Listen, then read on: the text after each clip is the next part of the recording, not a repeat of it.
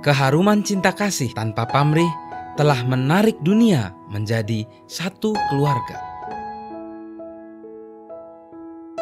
Kebenaran dari pesan abadi telah terungkap melalui setiap perkataan dan perbuatan.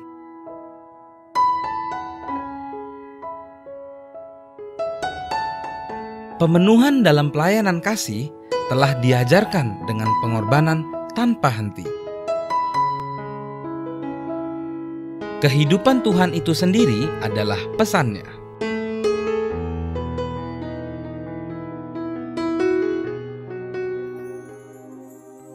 Om Sairam dan selamat datang pada episode kelima dari serial presentasi kami yang berjudul Pesan Ilahi.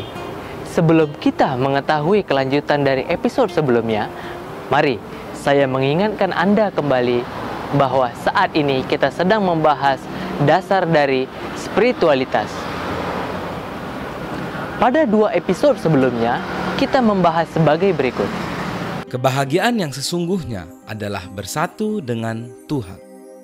Apa yang terlintas sebagai kenikmatan yang selalu kita cari hanyalah sementara dan merupakan pengganti yang sangat buruk untuk kebahagiaan yang sebenarnya kita inginkan dan seharusnya kita dapati. Dan kita dapat bersatu dengan Tuhan hanya dengan menjadikan kebiasaan untuk selalu memikirkan Beliau setiap saat. Hari ini, marilah kita mulai dengan pertanyaan. Mengapa Tuhan menciptakan alam semesta? Untungnya bagi kita, suami sendiri telah memberikan jawaban untuk itu. Pesan itu sangat lantang dan jelas.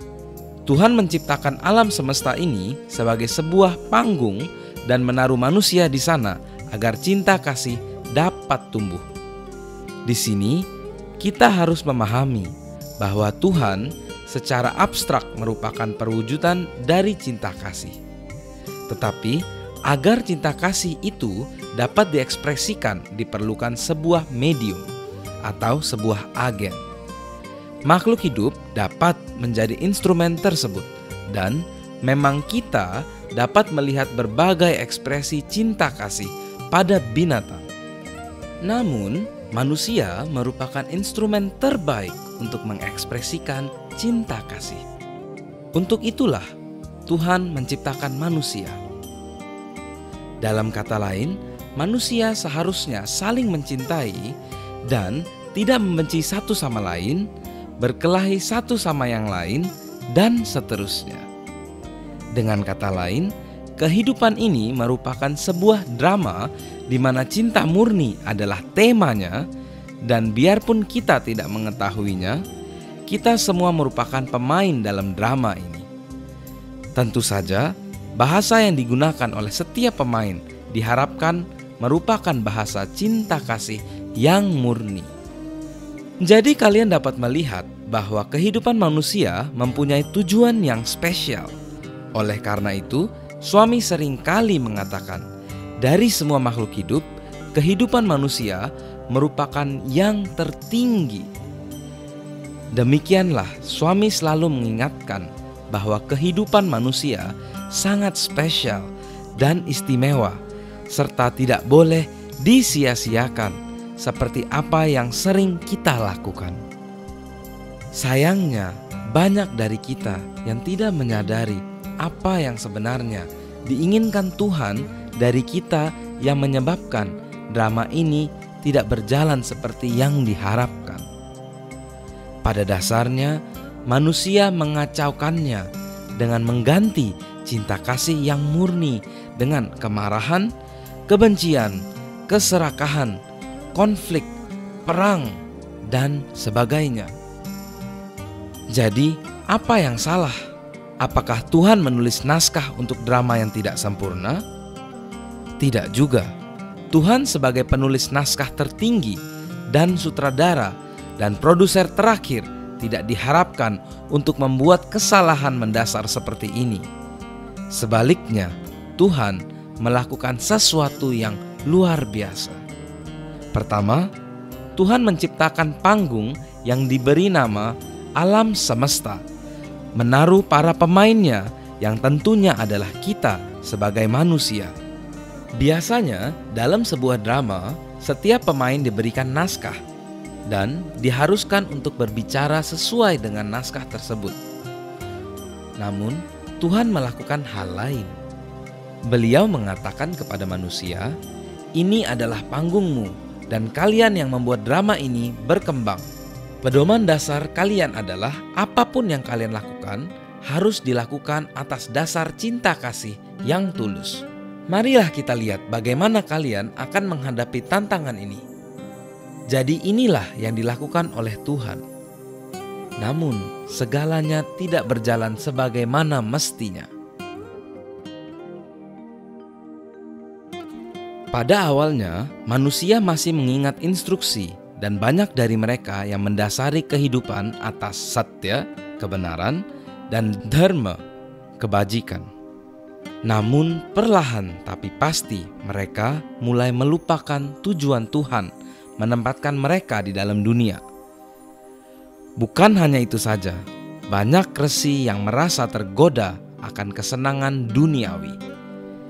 Ada pula hal lain yang membuat manusia melupakan bahasa cinta kasih. Sebagai contoh, dalam kisah Mahabharata diceritakan bagaimana Kaurava menjadi sangat serakah dan menipu Pandava untuk memberikan kerajaan mereka dengan permainan dadu yang curang. Mulai sejak itu, manusia seperti berada di jalan yang licin, sangat parah hingga belakangan ini situasi sering menjadi sangat buruk. Ini disebabkan manusia dengan cepat lupa akan perintah atau ajaran Tuhan dan membuat mereka menghadapi berbagai macam masalah. Hal ini yang membuat Tuhan bereinkarnasi di antara kita dari waktu ke waktu untuk membantu kita. Namun, kita akan membahas hal ini pada kesempatan lain. Untuk sementara, marilah kita membahas pertanyaan ini. Mengapa manusia mengacaukan drama yang telah diciptakan oleh Tuhan? Bagaimana mereka dapat lupa apa yang telah Tuhan, Ayah tercinta, katakan? Jawabannya adalah semua ini disebabkan oleh pikiran mereka sendiri. Untuk mengerti mengapa pikiran manusia mengalihkan kita untuk tidak menuruti perintah Tuhan, kita perlu memahami tentang asal-usul dan dasar dari pikiran tersebut. Mari kita mulai dengan binatang dan mengambil seekor tikus sebagai contoh. Seekor tikus mempunyai tubuh yang mana termasuk organ indera seperti mata, hidung, telinga, dan sebagainya, dan juga otak. Seekor tikus mempunyai sesuatu hal yang lebih, yaitu sebuah kehidupan, dan kehidupan itu diberikan langsung oleh Tuhan atau Atma. Jadi, secara skematis, seekor tikus dapat digambarkan sebagai suatu entitas yang terdiri dari tubuh kasar dan juga komponen Atma yang merupakan sumber dari segalanya, termasuk seluruh alam semesta. Bagaimana dengan manusia yang juga sudah berevolusi dari spesies yang lebih rendah? Dalam kasus manusia, ada kesamaan dan ada pula perbedaan yang penting. Seperti spesies yang lebih rendah, manusia juga memiliki berbagai organ indera dan tentunya otak yang ngomong-ngomong sangat luar biasa. Tapi ini tidak berakhir di sini. Karena manusia diciptakan oleh Tuhan untuk memainkan drama keilahiannya, mereka juga mempunyai sesuatu yang ekstra, yakni pikiran. Dalam artian, pikiran adalah perbatasan, yakni titik pertemuan antara perpanjangan Atma dan otak manusia. Oleh karena turunan dari Atma, maka pikiran memiliki kekuatan yang sangat luar biasa. Bahkan, Dewa Krishna juga mengatakan demikian.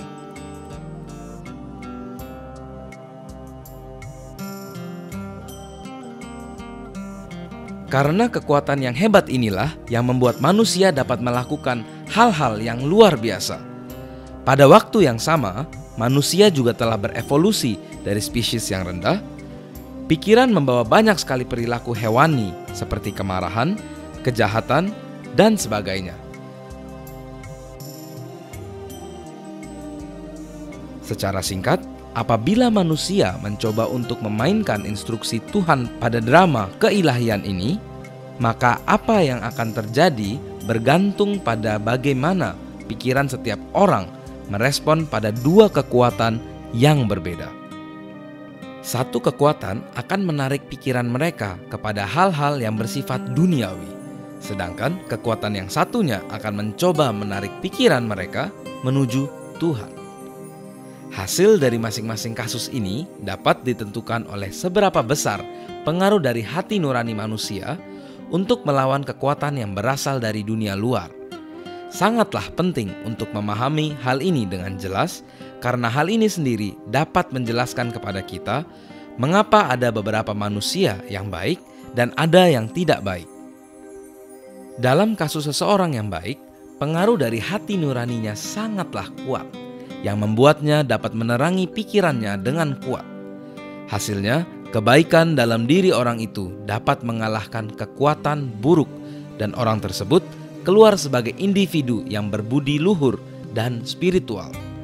Sebaliknya, apabila pikiran manusia tersebut tercemar oleh daya tarik eksternal, maka kekuatan negatif yang berada pada pikiran mampu menutupi cahaya kebijaksanaan dan pengetahuan yang berasal dari dalam hati mereka.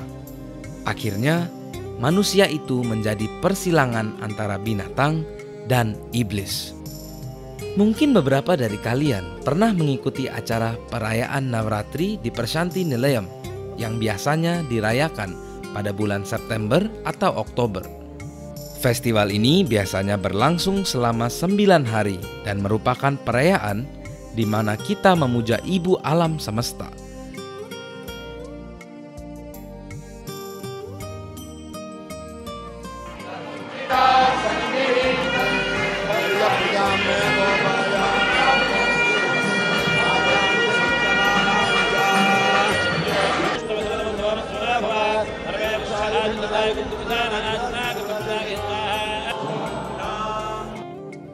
Menurut legenda, ibu melakukan penebusan dosa selama 9 hari, dan setelah penyucian ini, beliau dapat memusnahkan iblis yang bernama Mahishasura, yang berwujud setengah binatang dan setengah manusia. Pesannya adalah, hanya dengan mengontrol secara ketat indera dan pikiran, kita dapat mengeluarkan kontaminasi pada diri kita, yakni sifat binatang dan iblis. Dengan demikian, hati kita dapat menerangi pikiran kita. Masalah pada sekarang ini adalah kekuatan negatif yang berada pada dunia luar sangatlah kuat. Ada banyak sekali hal yang dapat mengganggu pikiran kita dan media di luar sana yang dibiayai oleh kekuatan-kekuatan negatif membiarkan kita menjadi budak dari kebiasaan yang tidak diinginkan. Sebagai hasilnya, masalah kita pun jadi bertambah banyak. Dengan begitu, banyak kekuatan negatif yang mengelilingi kita. Apa tidak mengherankan bahwa kita sering merasa tak berdaya? Walaupun begitu, situasi ini tidak seburuk apa yang terlihat. Karena Bhagwan Baba yang tercinta ada bersama kita.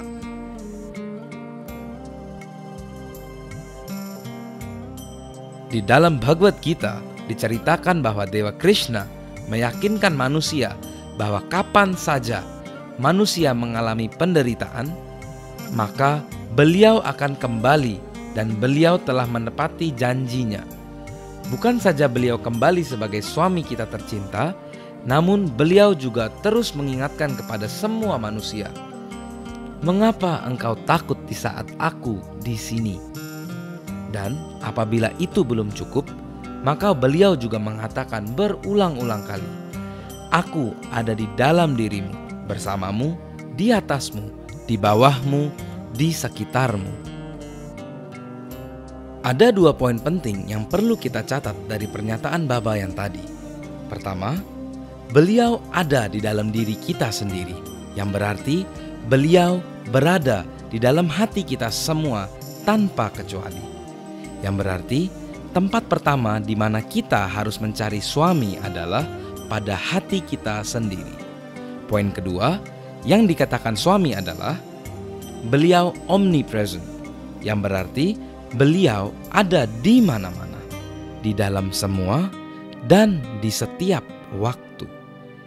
Ini adalah sesuatu yang tidak boleh kita lupakan. Untuk lebih memahami poin di mana hati manusia merupakan tempat tinggal permanen untuk Tuhan, suami terkadang menceritakan tentang Draupadi pada masa kesulitan. Sebagai pengingat, setelah Pandawa kalah dan kehilangan semua kekayaannya dalam permainan dadu yang curang melawan Kauravas, Draupadi, istri dari Pandawa, diseret ke tengah istana untuk dipermalukan dengan membuka pakaiannya. ద్రౌపదికి పరాభవం జరుగుతున్న సమయంలో Saat Drupadi dipermalukan, అనేక విధములుగా ప్రార్థించింది కృష్ణుణ్ణి. ia berdoa kepada Dewa Krishna dengan berbagai cara. ఆపద్ బాంధవ, అనాథ రక్షక, బృందావన Vihari, The one who goes around Gokula Vrindavan. సంచారి, ఏమేమో నామములంతా చెప్పింది. Ia memanggil Krishna dengan berbagai nama, yakni sebagai beliau yang milik Brindavana, beliau yang tinggal di Gokula. కృష్ణుడు రాలేదు, ఆమె యొక్క ఆపత్తును సంరక్షించలేదు. Namun Dewa Krishna tak kunjung datang. Beliau tidak datang untuk membantunya. కడపటికి అలసిపోయింది. కూలిపోతూ Drupadi pun terjatuh. ఓ హృదయవాసి అనింది. Ultimately said, "Oh, తక్షణమే in భగవంతుడు ప్రత్యక్షమయ్యాడు. Dan pada akhirnya mengatakan, "Oh Tuhan yang berdiam di dalam hatiku." Mendengar ini, Dewa Krishna pun datang. Draupadi కృష్ణుడిని ప్రశ్నించింది. Pada saat itu, Drupadi bertanya kepada Dewa Krishna, Krishna, "Oh Krishna, ఎన్నో పర్యాయములు నేను ప్రార్థించినప్పుడు అది రాలేదు. aku berdoa dan memohon kepadamu tanpa henti, tapi engkau tidak datang. కానీ Namun, నేను కూలిపోయే సమయంలో పిలిచినప్పుడు తక్షణమే వచ్చా. pada saat aku jatuh, engkau datang ke hadapanku. కారణం ఏమిటి? Mengapa demikian?" ఇది భక్తులకు అందరికీ సరైన జవాబు. Sekarang jawaban ini sangat cocok bagi semua bakta. Draupadi, Dewa Krishna mengatakan, "Oh Drupadi, నన్ను బృందావన విహారి అన్నావు. kau memanggilku dengan Brindavan Wihari, atau yang memiliki Brindavan. నీలో ఉన్నటువంటి నేను తిరిగి బృందావనం పోయి మరిగి రావాలి నేను. Untuk itu, aku harus pergi ke Brindavan untuk sampai kepadamu di sini. లేకపోతే నీ మాటకి ఏమాత్రం సత్యం ఉండదు. Jika tidak, maka perkataanmu akan tidak sesuai jika aku melakukan sebaliknya. మధురాపుర సంచారి అన్నావు. దగ్గర ఉన్నటువంటి వాడిని నేను మధురకు పోవాలి, నేను రావాలి. so I'm Biarpun aku sangat dekat, tetapi aku harus pergi melewati Madura untuk datang kepadamu. Untuk itu, ini merupakan tugas yang sulit untukku. హృదయవాసిని నేను. Aku ada di dalam hatimu. ఏ క్షణంలో నన్ను స్మరించినప్పటికీ నేను సిద్ధంగా ఉంటా. Engkau boleh memikirkan aku kapan saja, aku siap. కనుక నీవు లోపలనే స్మరించు, Ingatlah, aku di dalam dirimu. మనసుతో స్మరించు, Pikirkan aku హృదయంతో వరించు. dengan sepenuh hati. ఇది నీ యొక్క ప్రార్థన యొక్క సరైన జవాబు. Ini adalah cara yang tepat untuk berdoa, dan inilah jawabannya.